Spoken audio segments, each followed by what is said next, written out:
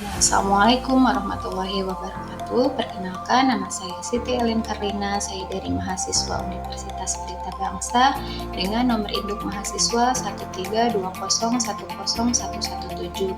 Dalam video pembelajaran hari ini kita akan membahas materi mengenai tokoh sejarah pada masa hidup Buddha dan Islam di Indonesia. Langsung saja ya, Indonesia sudah terkenal sebagai daerah yang kaya rempah-rempah. Tak heran jika kawasan Nusantara ini menjadi jalur perdagangan sejak zaman dahulu. Para pedagang dari luar negeri banyak berdatangan ke Nusantara. Selain berdagang, mereka juga menyiarkan agama yang mereka bawa, di antaranya yaitu ada Hindu, Buddha, dan Islam. Selanjutnya, di sini kita akan mengenal tokoh-tokoh pada masa Hindu Buddha. Dilansir dari buku Budaya Indonesia, Kajian Arkeologi, Seni, dan Sejarah pada tahun 2006 karya Edi Setiawati, pada masa Hindu Buddha tentu meninggalkan beberapa bukti sejarah, salah satunya bangunan di tanah air. Candi menjadi salah satu peninggalan sejarah dari jejak Hindu Buddha di Indonesia. Pada zaman ini terdapat beberapa tokoh sejarah, di antaranya yang pertama itu ada Raja Mulawarman. Raja Mulawarman adalah anak Aswawarman dan cucu Wudungga. Nama Mulawarman cukup kental dengan pengaruh bahasa Sanskerta. Raja Mulawarman merupakan raja dari kerajaan Hindu pertama di Indonesia, Kerajaan Kutai. Selama masa pemerintahannya, rakyat Kerajaan Kutai hidup makmur dan sejahtera. Dirinya merupakan raja yang taat dengan agamanya, yaitu agama Hindu. Raja Mulawarman menyembah Dewa Siwa. Selanjutnya yang kedua adalah Raja Punawarman. Raja Punawarman merupakan salah satu raja yang terkenal dari kerajaan Tarumanagara. Dirinya terkenal sebagai raja yang bijaksana. Di samping pemerintahan yang baik, Punawarman memeluk agama Hindu dan taat menyembah Dewa Wisnu. Selanjutnya di sini yang ketiga adalah Raja Hayam Wuruk. Raja Hayam Wuruk menjadi Raja Majapahit yang paling terkenal dibanding raja-raja lainnya.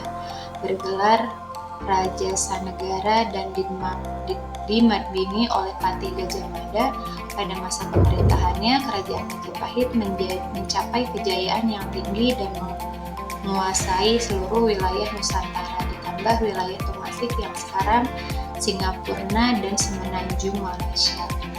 Untuk selanjutnya kita akan mengenal Raja Balaputradewa. Raja Balaputradewa adalah keturunan dari dinasti Shailadra. Berkat dirinya pula, kerajaan Sriwijaya masyhur sebagai kerajaan maritim dan pusat perdagangan di Asia Tenggara. Di kerajaan ini juga dikenal sebagai pusat pendidikan dan penyebaran agama Buddha. Untuk selanjutnya kita akan mengenal tokoh-tokoh pada masa Islam. Berkembangnya Islam di Indonesia tentu berkat jasa-jasa tokoh sejarah yang berjuang keras. Selain Wali Songo, terdapat beberapa tokoh dari kerajaan-kerajaan Islam yang juga turut andil, yaitu yang pertama ada Sultan Iskandar Muda. Sultan Iskandar Muda memerintah kerajaan Aceh pada tahun 1607 sampai dengan 1636.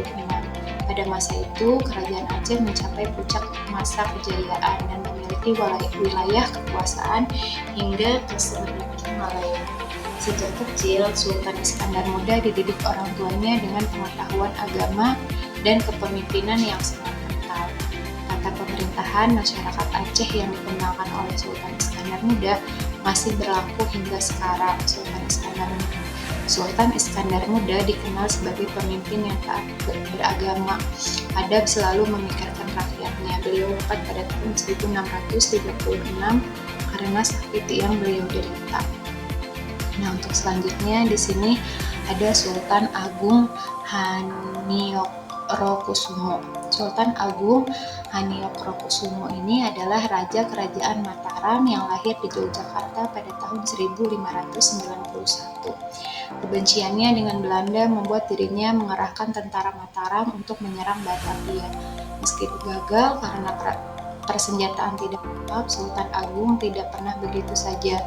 Beliau meninggal pada tahun 1640.